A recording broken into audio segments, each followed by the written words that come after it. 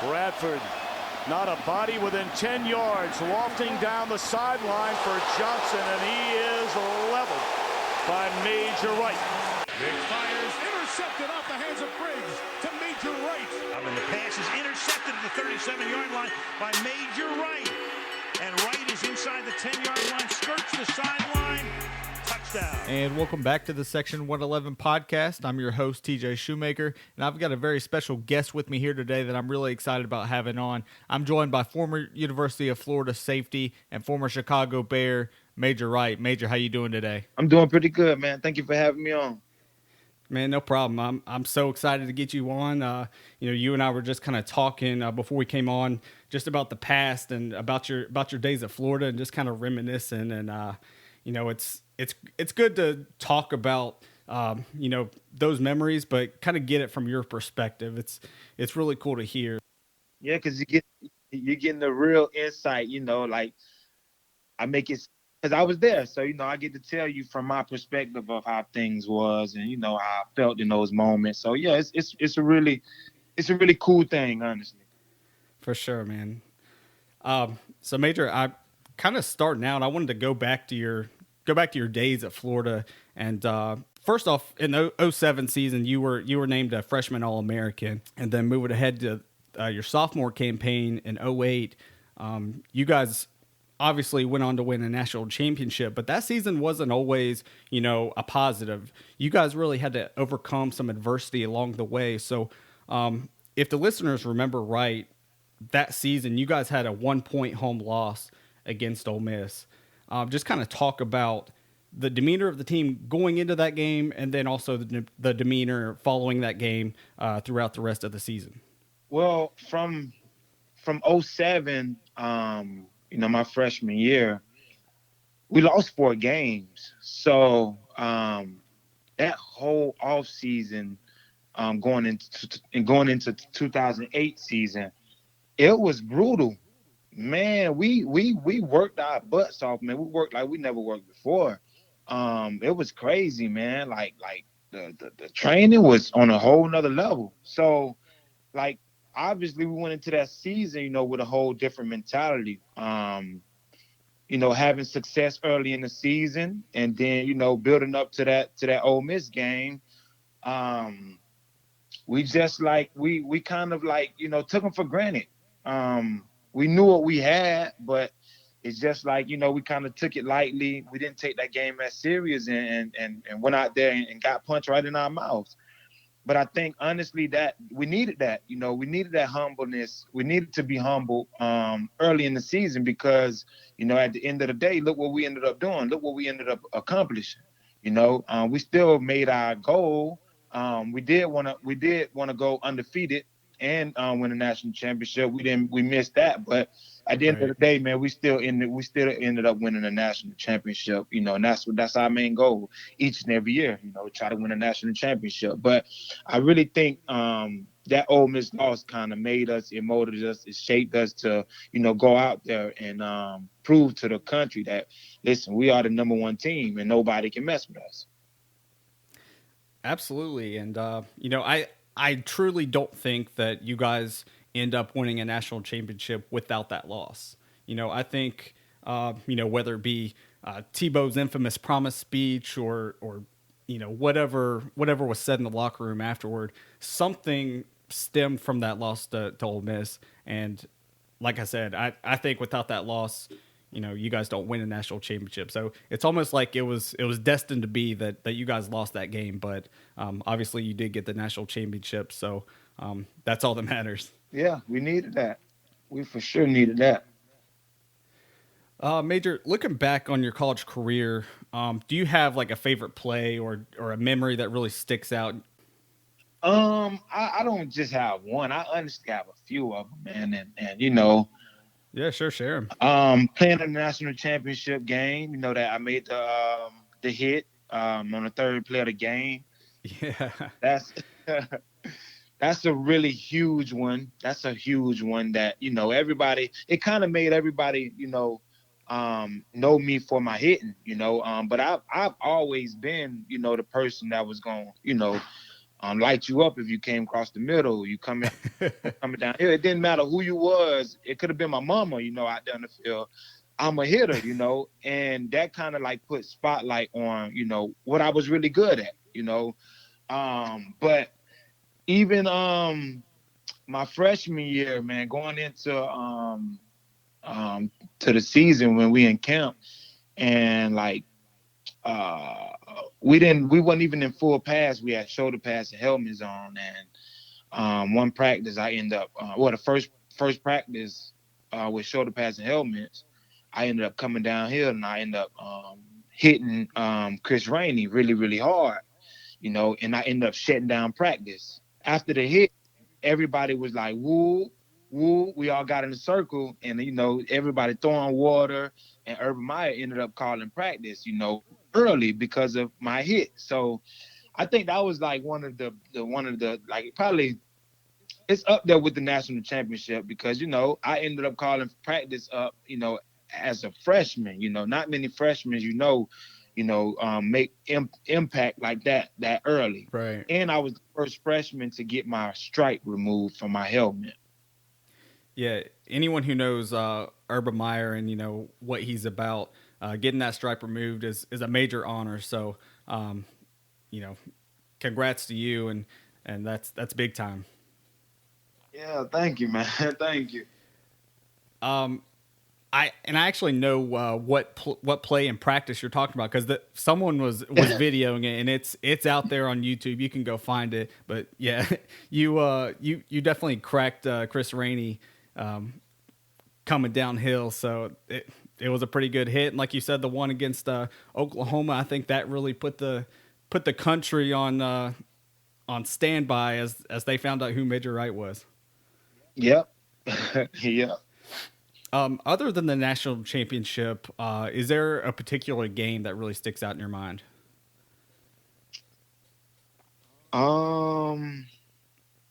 Honestly, man, like I want to say Auburn my freshman year. I don't know why this game keep popping up. I don't know. And we end up losing that game too. Mm-hmm. But I just remember like me having like a big impact play when I caused a fumble, during the game. But that game just seemed like it just keep popping up in my head. I don't know why. But that was a really big play for me. I mean, a big impact for me too. That game, I caused some havoc that game. Any other games? I think the LSU game, my freshman year as well. Yeah, that was a game that Florida was ahead 24-14 going into the fourth quarter, and just I think LSU converted 4 of 4 in the fourth quarter on fourth down, and they were all like fourth and short, like 4th and inches, 4th and 1, and Florida, you guys just couldn't get that stop Jacob Hester from getting that couple of feet. And that's one of the most heartbreaking games that I think about when I think of Florida football in the past 15, 20 years. That game really sticks out in my mind, so I'm sure it does in yours as well. Because even during that game, man, that was like one of my biggest moments of like having to man up, and Jacob Hester ended up trucking me, and after that play, like I remember telling myself like this could never happen again. Like this will never happen again. You know what I'm saying? Like every time I come downhill, I'm gonna come downhill with everything I got. You know what I'm saying? And I feel like that time I just didn't bring everything I had, and he ended up getting the best of me.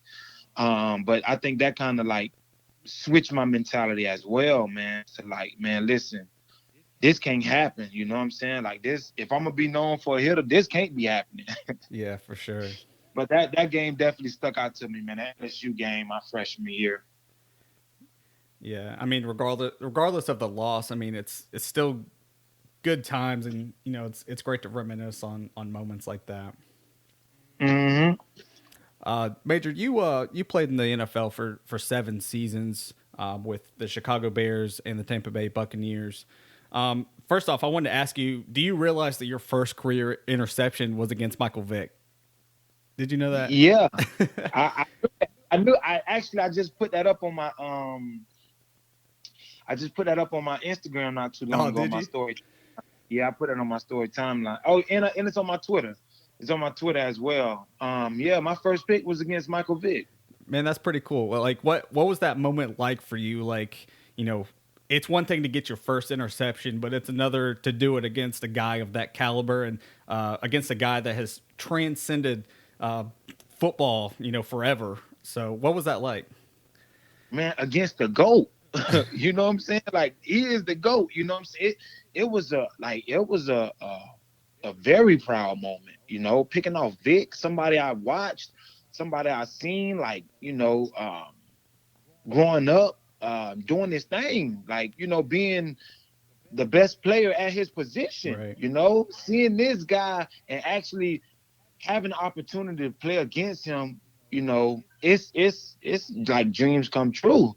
And not just play against him, but go get an interception. You know what I'm saying? That was like, man, I put it on my Twitter as well. I'm just like, man, this at this time it was priceless for me because, man, this is everybody. I mean, I even had a Michael Vick jersey and I had some Vicks growing up. So it was a big moment for me, man. That was huge. That was huge. Yeah, man, that's really cool. And I mean, you don't see guys like Lamar Jackson win the NFL MVP without guys like Michael Vick coming before him. So, like I said, that he was a transcendent player, for the game of football for the rest of history. I mean, guys like Lamar Jackson and those guys, teams don't take a chance on athletic quarterbacks like that without Michael Vick ever touching a football. So it is a high honor for you to say that you picked off Michael Vick for your first career interception. Yeah, and at that position, like that position is not known for a runner, Right. It's known for a pocket passer, But yeah, for him to go in and do what he did, that okay, he's definitely the GOAT. Major, real quick, I wanted to kind of rattle off some names of other guys that you've picked off during your NFL career. The first one obviously being Michael Vick, but you also picked off Phillip Rivers, Matthew Stafford, Sam Bradford, Christian Ponder, Tony Romo, Ben Roethlisberger, and also Peyton Manning in a preseason game, which I'm still giving you credit for because that's Peyton Manning. But every name on there that you just named, like, it's all really good quarterbacks. Oh, for sure. You know what I'm saying? Yeah, I mean, like you could say that Bradford and Ponder weren't playing at an elite level for very long, but for a short period of time, that was they were supposed to be the franchise quarterbacks. They was number one. They was number one pick. Yeah. So yeah, I mean, no guy on that list is a scrub, so that just makes the that list that much more impressive. Especially when you get to Romo and Roethlisberger and Manning, those are, future Hall of Famers. So, that's pretty impressive for your resume. Actually, bro, I haven't thought about it like that. Honestly, like this the first time I'm viewing it like that. That's crazy. Yeah. That's crazy. That's honestly crazy. It is, man, and that's what makes this so fun is like I get to tell you like how I view things, and like you might learn something, and you share with me what you were seeing, and all this stuff, and give me your insight and your perspective, and that's what makes this fun. That's kind of why I got into podcasting and doing it with major athletes like yourself, no pun intended, but athletes like yourself, and I'd love doing it, and it's fun to kind of talk about these things, and we learn stuff from each other, so it's pretty cool. Yeah, and it's dope. It's dope. You know what I'm saying? Like, because I honestly wasn't like looking at it like, I actually named a few quarterbacks who I picked off, and one of them was Peyton Manning being, he's definitely the GOAT. You know what I'm saying? So like when I was writing my book, I actually just, was very surprised at Vic, Brady, but just to look at that list, man, that list is, it's impressive. Yeah, for sure. And I might have even missed a guy or two. Those were just the ones that I could find, and mainly I saw videos of them as how I knew about them. So I watched them all. I watched all those interceptions, and a couple of them were pick sixes. Like the Ben Roethlisberger one was a pick six. I think the Stafford one was a pick six. The Bradford one I believe was a pick six also. Not only interceptions, but a few of them you house. So that's pretty impressive. Yeah, I got some touchdowns under my belt. Yeah, for sure. Major, looking back on your NFL career, I mean, what would you say was your favorite and least favorite thing about playing in the NFL? I think my favorite thing playing in the NFL, man, just I think Sundays, man. Just that whole day, man, of knowing I got a game, man. I wake up, man, brush my teeth, man. I focus, I lock in, man. I go have breakfast. I go to chapel, man. Just that whole day of process of, man, I got a game, man. I done prepared all week. I'm focused. Now it's time for everything to pay off. So, man, just pulling up to the stadium, man, going into the stadium, man, speaking to the people before going into the locker room, man, getting ready, put my pads on, going out for warm-ups, man, engaging with the fans, warming up, man, listening to my music, man. It's just like Hey, what was your go-to artist before a game? What'd you listen to? So it's I had to learn like, because what I was doing was I learned from Tim Jennings. He's a cornerback. So what I was doing then, I'd be listening to, rap the whole pregame. So all that energy of me bouncing around, is going to waste. So Tim was like, bro, like, you need to, save some of that energy. Kind of like play something mellow, like, R&B, before you get ready to go out. Not before you get ready to go out, but play it until we're about to get ready to go out. And then when you're about to get ready to go out, put on your slaps, put on some good music that gets you pumped, and then listen to that before you get ready to go out. Because all that energy that you're wasting, bro, you can be, using that for the game. Right. So I one day I took that, what game was this? I want to say, I can't remember exactly what game, but I used them. I'm like, man, let me try this. So I just went to listen to R&B, man, and then like 5 minutes before we went out, I played some rap. Man, I had more energy. I had more energy, man. But to answer your question, man, what artists? I can't just say one artist. I'm gonna say a few of them. Future. Had Drake on there. I had Kanye on there. I had I'm thinking about back. Yeah. Because you getting like Chris Brown. You like that kind of R&B. Yeah, like Chris Brown, that R&B. Okay. Amy Fox, Usher. Maybe some Trey Songz or something. Trey Songz for sure. Stuff you can still, slide to, but you're not wasting that much energy. But right. Yeah, man, those was my go-tos.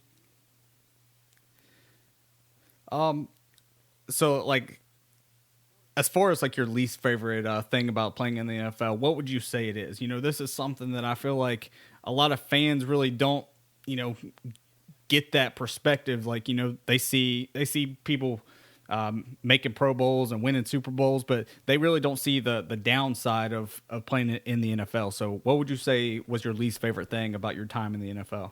My least favorite thing was probably camp. I hated camp, man. And I even hated like being at home, the build up to get ready to go to camp. Yeah, you just dread it. I'm like, man, I got to get ready to go to camp, man. I'm going to be going for 3 weeks, man. Like, oh my God. Like, come on.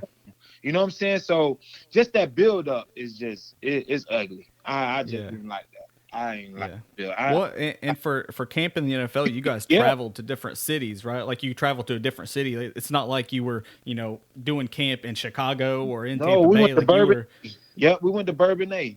So we wasn't in Chicago. We was in Bourbonnais, man. Like it was it's in the middle of nowhere. You know what I'm saying? Yeah. Much to do.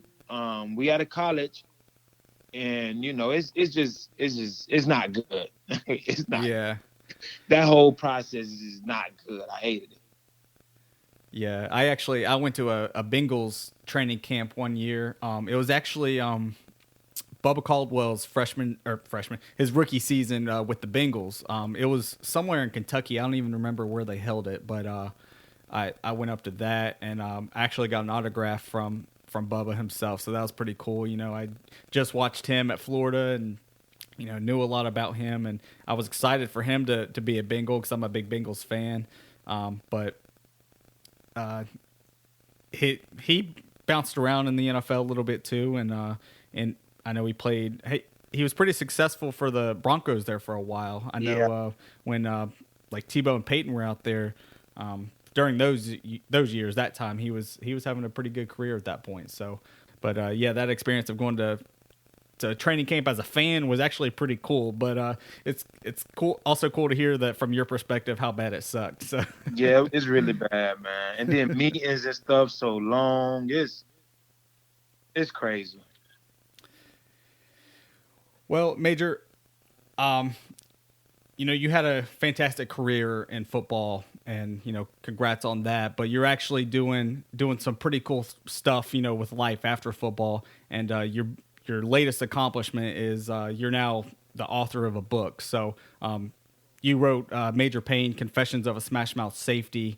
I wanted to ask you, without spoiling it, like what's the book about exactly? Thank you, bro. Appreciate that. But the book is about obstacles I faced. Throughout my whole career, my whole life. I faced a bunch of obstacles, and I wanted to write about something that everybody could relate to. Not just, athletes, not just, I wanted something that we all can come in and say, yeah, man, I've been through this, I've been through that, but at the end of the day, I had those obstacles, but I still remained focused. I still wanted to achieve. I wanted to be a professional athlete, right? I didn't let anything get in the way of that. Decisions I made,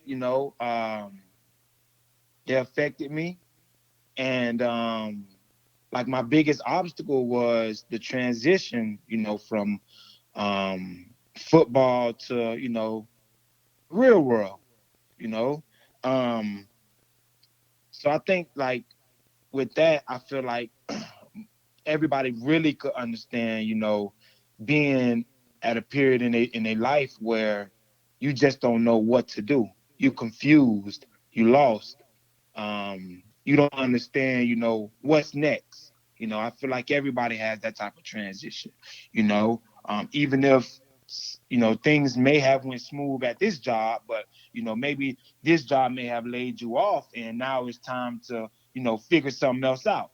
And maybe that field isn't hiring as much. Maybe you got to move, maybe this, maybe that. So it's so many things that can connect obstacles, because in life we all human, so we go through stuff. So I wanted something that we all can relate to, man. So I wrote a book about obstacles, and I just tell my story through through football. That's awesome, man. I'm definitely looking forward to snatching that up. I haven't done it yet, but I'm definitely gonna buy it and check it out.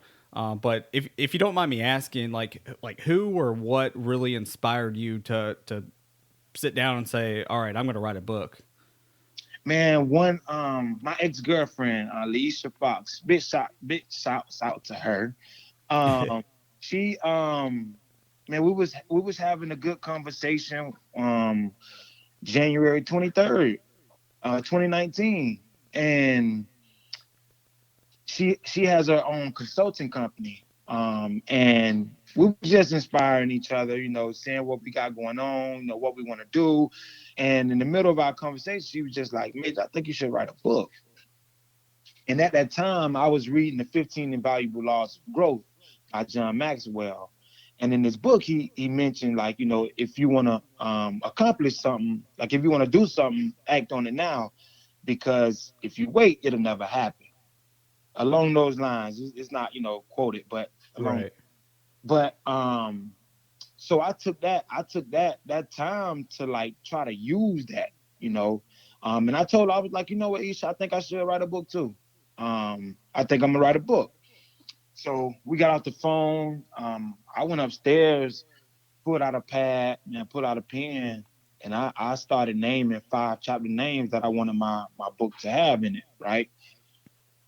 So I finished those 5 and I go to sleep, man. I wake up the next day, I go work out, I come back home and I find myself, I'm writing. I done started writing into those chapters. And the first day I wrote like 4 pages. That's a really good, and I really honestly don't know what I'm really gonna be. I don't know what it's gonna really be about, but I feel like I need to tell some type of story. So started writing, man, and next week I was at like page 24, 26, something like that there. Wow. And I just kept that day. Yep.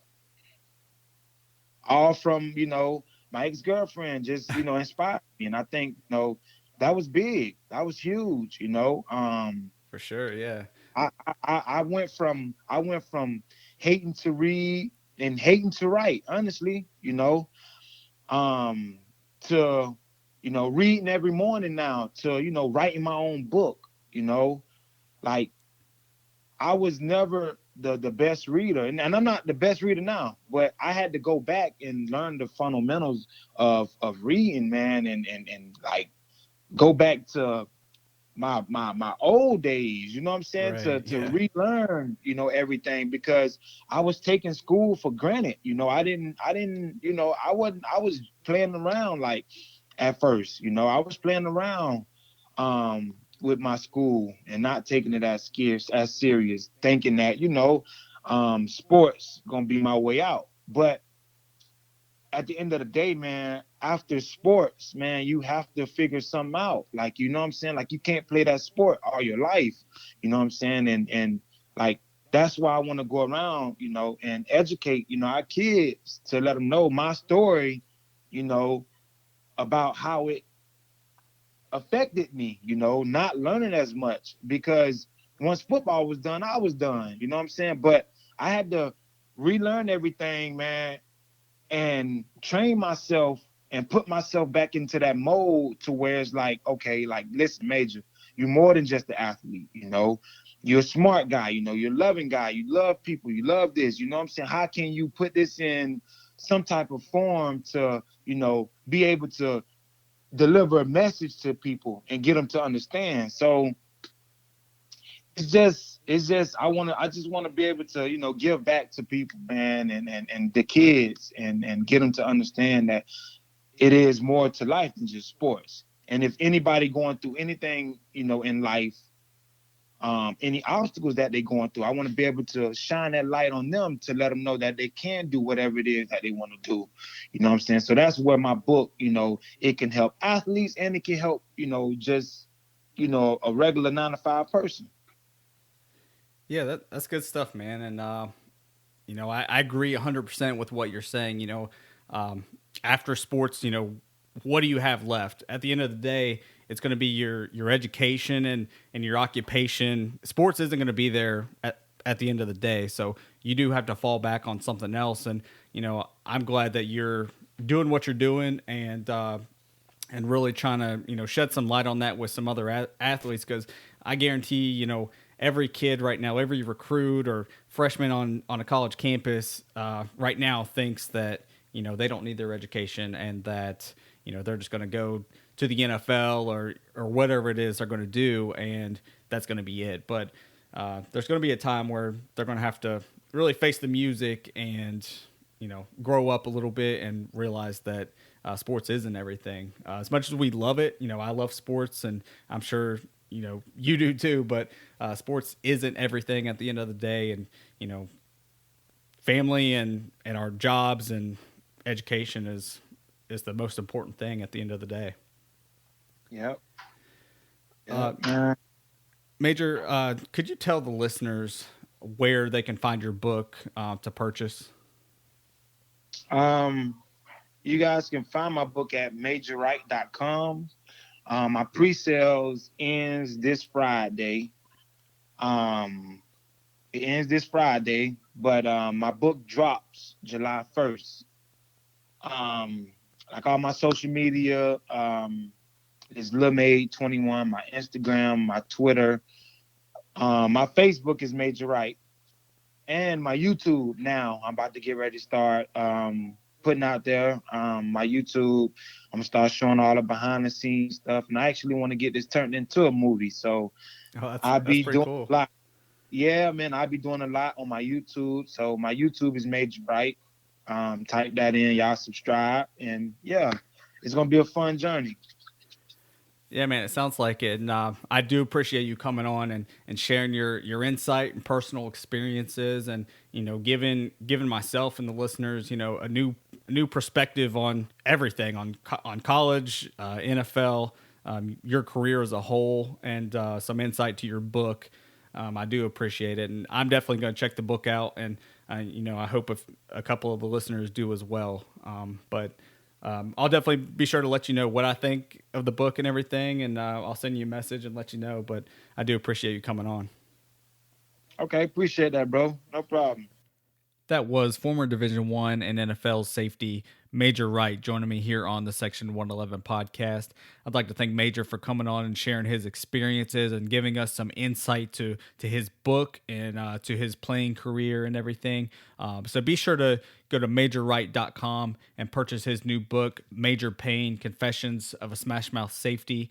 And in this episode, I hope that you all learned something. I hope that you gained some new perspective. And most importantly, I hope you all were entertained.